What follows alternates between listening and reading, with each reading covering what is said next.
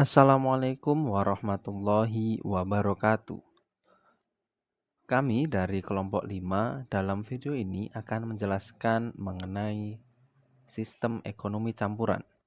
Perkenalkan, dari kelompok 5 ada saya sendiri, Restu Agus Dwi Kurniawan, dan juga teman saya Salma Awani Sakina yang berasal dari Offering Dede. Di dalam video kali ini yang akan kita bahas ada 4 hal. Yang pertama adalah definisi dan perkembangan dari sistem ekonomi campuran. Kemudian ada ciri-ciri sistem ekonomi campuran, kelebihan dan kekurangan, serta contoh beberapa negara yang menerapkan sistem ekonomi campuran. Baik, sebelum masuk ke definisi sistem ekonomi campuran, kita harus mengetahui terlebih dahulu sistem ekonomi itu apa. Sistem ekonomi terdiri dari dua kata, yaitu sistem dan juga ekonomi. Jika diterjemahkan ataupun didefinisikan secara perkata, sistem itu adalah sebuah kesatuan yang terdiri dari berbagai unsur yang saling bekerja sama dengan maksud tercapainya suatu tujuan tertentu.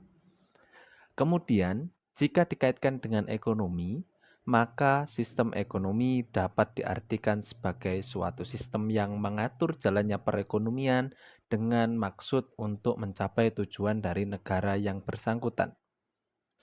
Ya. Sistem ekonomi sendiri telah berkembang dengan beberapa macam. Salah satunya adalah sistem ekonomi campuran ini. Jadi, apa itu sistem ekonomi campuran? Sistem ekonomi campuran didefinisikan sebagai salah satu sistem ekonomi yang mengkombinasikan dua sistem ekonomi yang telah berkembang sebelumnya, yaitu sistem ekonomi kapitalis dan juga sistem ekonomi sosialis. Dengan demikian, maka sistem ekonomi campuran dapat didefinisikan sebagai perpaduan antara sistem ekonomi kapitalis dengan sosialis yang mengambil garis tengah antara kebebasan dan juga pengendalian. Yang dimaksud kebebasan di sini adalah kebebasan dalam menjalankan kegiatan perekonomian seperti yang telah dijelaskan pada sistem ekonomi kapitalis. Selain itu, di sistem ekonomi campuran juga mengkombinasikan adanya pengendalian. Pengendalian yang dimaksud adalah pengendalian ataupun campur tangan dari pemerintah. Perpaduan dari dua sistem ekonomi yang berbeda dalam sistem ekonomi campuran ini dimaksudkan untuk menghasilkan atau menciptakan sebuah sistem ekonomi baru di mana dapat menyerap dan juga menggabungkan beberapa sisi positif dan dinamis dari keduanya.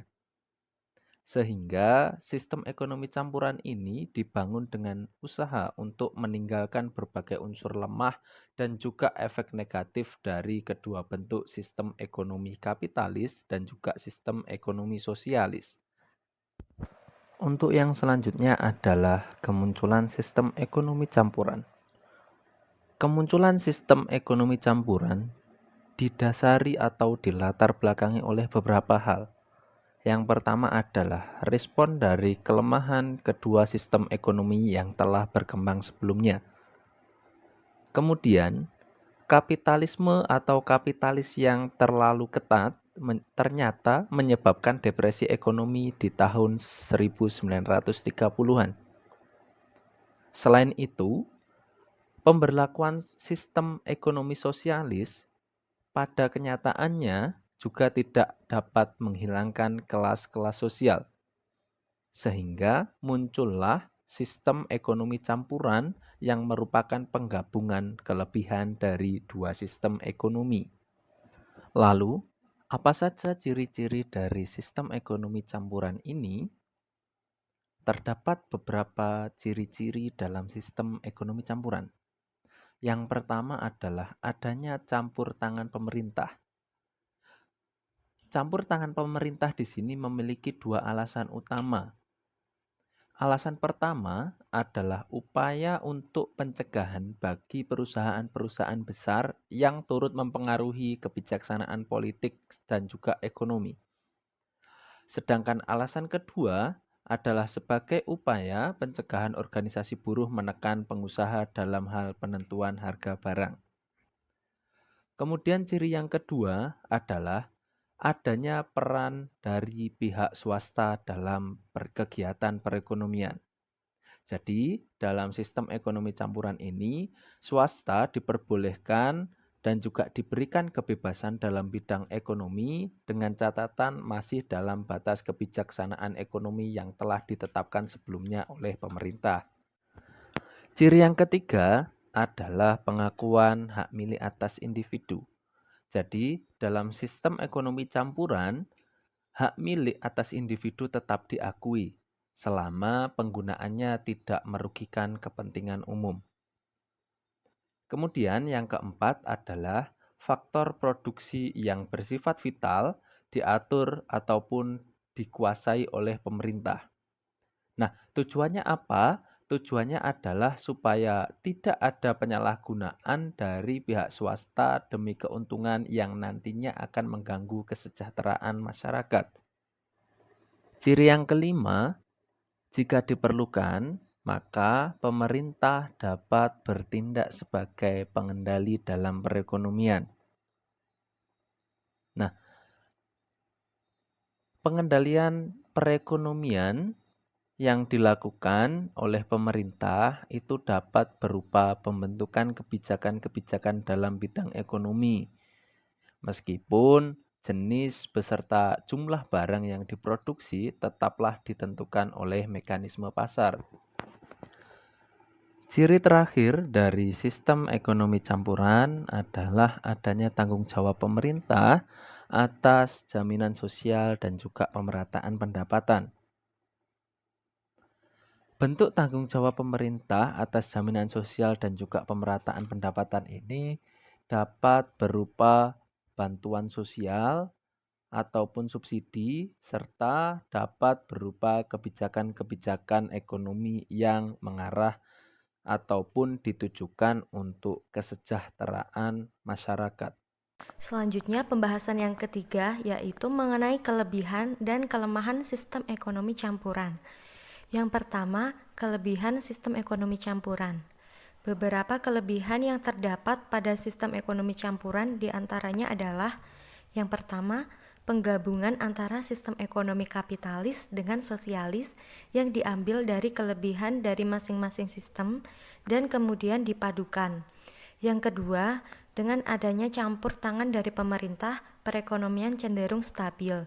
Selain itu, terdapat upaya pencegahan konsentrasi kegiatan ekonomi yang terlalu besar pada suatu golongan ataupun pihak tertentu. Yang ketiga, adanya kebebasan swasta yang dibatasi dengan prinsip kepentingan umum seperti pemberian hak guna atas tanah milik negara. Yang keempat, kebebasan dalam menjalankan usaha. Dan yang kelima, adanya keterikatan usaha yang dijalankan oleh swasta pada pemerintah. Yang kedua adalah kelemahan sistem ekonomi campuran.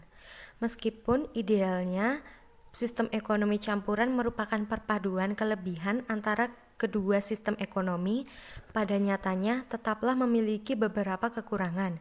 Yang diantaranya adalah yang pertama, keharusan untuk mengatur perekonomian adalah tanggung jawab dari pemerintah. Namun dalam pelaksanaannya, tidak jarang pihak swasta yang memiliki peran paling besar dan seakan mengatur jalannya perekonomian. Dengan keadaan tersebut, pihak swasta akan cenderung mengatur dan memperalat pemerintah untuk mendapatkan keuntungan sepihak tanpa mempertimbangkan kesejahteraan masyarakat. Yang kedua, pemerintah menanggung beban yang berat dalam menjalankan kegiatan perekonomian. Yang ketiga, pihak swasta kurang dapat memaksimalkan keuntungan dalam kegiatan usaha sebagai akibat dari sektor produksi yang lebih menguntungkan dikelola oleh negara. Yang keempat, munculnya anggapan bahwa karyawan atau masyarakat yang bekerja di bawah pemerintahan statusnya lebih tinggi dibandingkan dengan swasta. Pembahasan yang terakhir yaitu negara-negara yang menerapkan sistem ekonomi campuran. Negara yang pertama yaitu Indonesia. Indonesia sering digolongkan sebagai salah satu negara yang menerapkan sistem ekonomi campuran. Penggolongan ini didasarkan pada praktik perekonomiannya yang mengakui hak milik individu dengan catatan tidak mengganggu kesejahteraan masyarakat dan pemerintahan atau negara. Dengan demikian, dalam mekanisme jalannya perekonomian Indonesia terdapat unsur campur tangan dari pemerintah. Unsur campur tangan pemerintah terhadap perekonomian dapat dilihat pada yang pertama, pasal 27 ayat 2 yang berbunyi, tiap-tiap warga negara berhak atas pekerjaan dan penghidupan yang layak bagi kemanusiaan. Yang kedua, pasal 33 Undang-Undang Dasar 1945 yang berbunyi, ayat 1, perekonomian disusun sebagai usaha bersama berdasar atas asas kekeluargaan. Ayat kedua, cabang-cabang produksi yang penting bagi negara dan yang menguasai hajat hidup orang banyak dikuasai oleh negara. Ayat 3, bumi, air, dan kekayaan alam yang terkandung di dalamnya dikuasai oleh negara dan dipergunakan untuk sebesar-besarnya kemakmuran rakyat. Ayat keempat, perekonomian nasional diselenggarakan berdasar atas demokrasi ekonomi dengan prinsip kebersamaan, efisiensi berkeadilan, berkelanjutan, berwawasan lingkungan, kemandirian, serta dengan menjaga keseimbangan kemajuan dan kesatuan ekonomi nasional. Dan ayat kelima, ketentuan lebih lanjut mengenai pelaksanaan pasal ini diatur dalam undang-undang. Dan yang ketiga yaitu pasal 34 Undang-Undang Dasar 1945 yang berbunyi, ayat pertama, fakir miskin dan anak-anak yang terlantar dipelihara oleh negara. Ayat kedua, negara mengembangkan sistem jaminan sosial bagi seluruh rakyat dan memberdayakan masyarakat yang lemah dan tidak mampu sesuai dengan martabat kemanusiaan. Ayat ketiga, negara bertanggung jawab atas penyediaan fasilitas pelayanan kesehatan dan fasilitas pelayanan umum yang layak. Ayat keempat, ketentuan lebih lanjut mengenai pelaksanaan pasal ini diatur dalam undang-undang. Contoh negara kedua yaitu Malaysia. Malaysia mencampurkan kedua sistem ekonomi yang mereka sebut dengan sistem ekonomi sara diri dan sistem ekonomi komersil. Sistem ekonomi sara diri maksudnya adalah pemenuhan kebutuhan sehari-hari melalui bercocok tanam, berkebun, dan perikanan. Jika ada kelebihan produksi, baru akan dijual di pasar. Sedangkan sistem ekonomi komersil merujuk pada sistem ekonomi yang mengedepankan investasi asing dan penanaman modal. Contoh negara selanjutnya adalah Filipina. Sistem ekonomi yang digunakan di Filipina adalah sistem ekonomi campuran. Pemerintah mengatur kegiatan ekonomi swasta dengan tujuan Filipina dapat berpindah dari perekonomian yang mengedepankan agrikultur menjadi perekonomian yang mengedepankan sektor manufaktur dan jasa. Contoh negara selanjutnya adalah India. Pada masa awal kemerdekaannya, India menggunakan sistem ekonomi yang condong pada sosialis dengan mengacu pada kebijakan yang bersifat sosial demokratis. Namun, hal ini menyebabkan lambatnya pertumbuhan dan maraknya korupsi pada pemerintahan India. Hingga pada tahun 1991, India melakukan liberalisasi ekonomi dan beralih ke sistem ekonomi campuran. Selain negara-negara yang sudah kami sebutkan tadi, masih ada negara-negara lain yang menerapkan sistem ekonomi campuran. Cukup sekian pembahasan dari kami. Apabila ada salah kata, kami mohon maaf. Wassalamualaikum warahmatullahi wabarakatuh.